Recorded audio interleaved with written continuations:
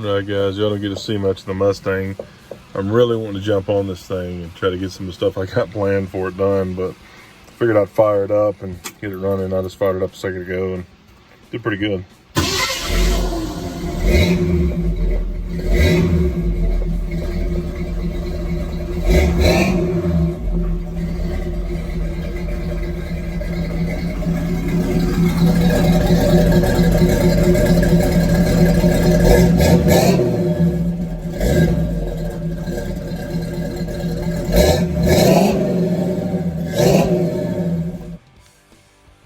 Alright guys, back over here with the Bronco again. If you saw the last video, you saw that we really needed to get one of the fuel pumps is going out. We're going to replace both of them. These models, at least an 88, has 2 fuel pumps. One of them's in the fuel tank.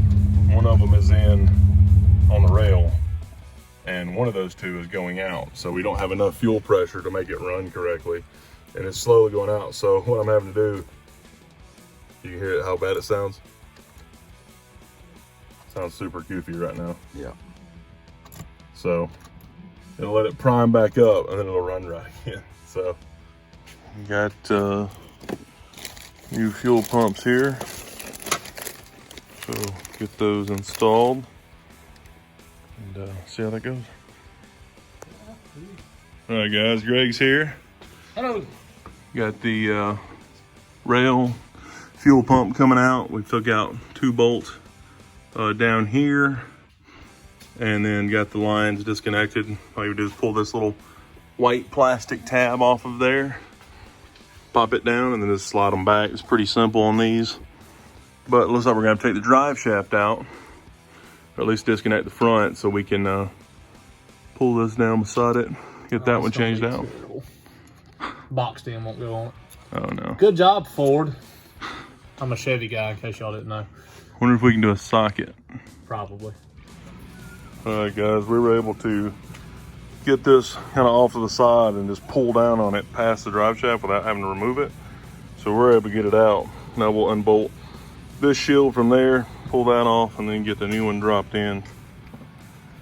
All right, we got the new pump in here, got the new little foam isolators on there. Now we're just trying to get the bolts back in, get it all back together, and then these terminals just bolt on here, which do not have to be very tight, otherwise you'll break them off because they're brass.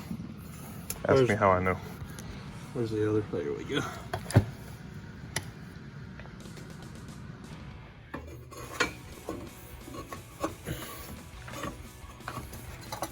And then that wire loom has to go in that metal piece and below the fuel pump, tucked all in there together. Shazam! So now this metal piece is gonna have to be tucked into here. Yep. I mean metal piece. I mean The actual wires. Wire Yeah. set.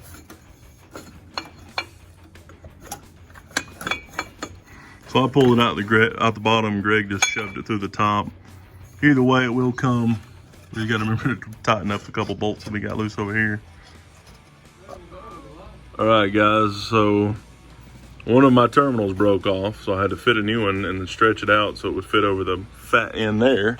And Greg is working at taking off the skid pan off the rear so we can drop that tank down and change it out. All right, guys. So the rear, we had to remove the bumper just to get.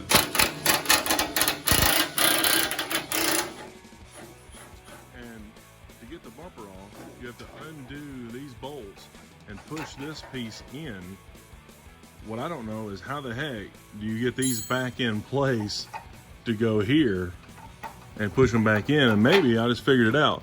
This little rubber piece, Greg, this rubber piece that goes across the top. Yeah. I bet you have to remove it in order to the little gap right here so you can slide your hand down in the top. I bet you that's what we got to do. So that might be it. Just enough. Yeah, well dang. All right, so for the tank now, we've got these 2 straps here, which just click in the back, and you got 2 bolts up in the front. We'll pull those out, straps will drop down, and the tank should stop dropping, and we just got to figure out how to take the filler neck off so it'll drop on down. All right, So now we've got the tank drop down. Yeah, me too. One strap's gone. There we go. That hose clamps get the filler neck. Then we drop this thing down. I'm amazed how good this paint still looks and everything. Of course, this truck's actually in really good condition. It's only got just a little bit of surface rust on it, and I mean, not much of that even, because everything else is pretty solid on this thing. Right, so show them the squirt of terminal grease. Yeah. Actually, it looks better on this side. It does look better on that side. There was just some random terminal grease in the plug. That just pulls out, and then you got 2 more fuel lines that go here. And this top ring, we're just tapping it around so that this thing will pull up out of there, so we can see what's going on with it. Righty tighty, lefty loosey, just like a nut bolt. That's it. That's there. Pull it up out of there. And that just pops up. There it is. Ooh. I hope it came with a new piece of hose. Socks on it. That's good. Socks on it. Dirty sock. I bet this. It's got a bunch of fuel. Hang on. Yeah. I bet this is your problem, bud. Look at all this. Yeah. Look at all the rust. Look at the Fuel rust gauge out works, of so the tank. don't break it. Ugh. And this, and I'm not saying that it's all completely their fault, because I mean, obviously this is nearly what year is this thing? 88. Yeah. And so it's almost it is a 30-year-old vehicle at this point. But Turbo water. this is what ethanol does to crap. Not necessarily this as much as it does on this rubber, especially. Those clamp. Something else too is this right here. Turn the light up there. Heating it. Yeah, literally, this is where the fuel level has been, where ethanol has been from here down, and then from here up, it's still pretty malleable rubber, but literally this, you push your finger in and it snaps like that. Yeah. You know? Pretty bad. Pretty bad. Bad stuff. Which is wild, too. Yeah, and this return line's supposed to have that little rubber thing that you know what I'm talking about? Yep. That fans it out. It's just ate off and gone. Completely gone. So, we'll get that switched out. Way down yonder on a Chattahoochee.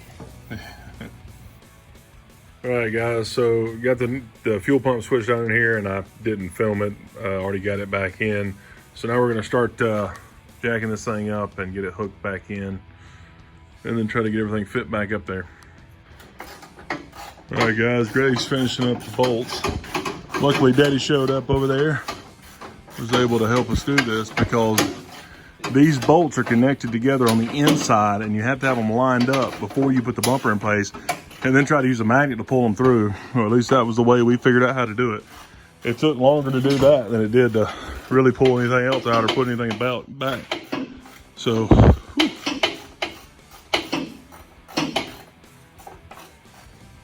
All right, the bumper was definitely the worst. Finally got it done. Hitch is on now. Everything's in place.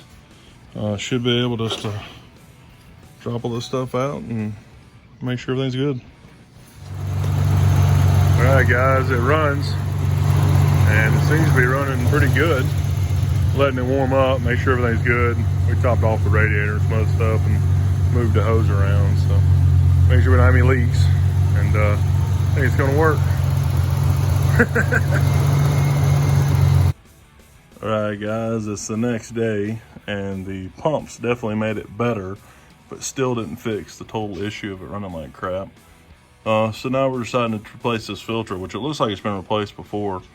We're going to switch it out again, so I'm in the process of pulling it out. It actually goes in that band right there, so hopefully this will fix it.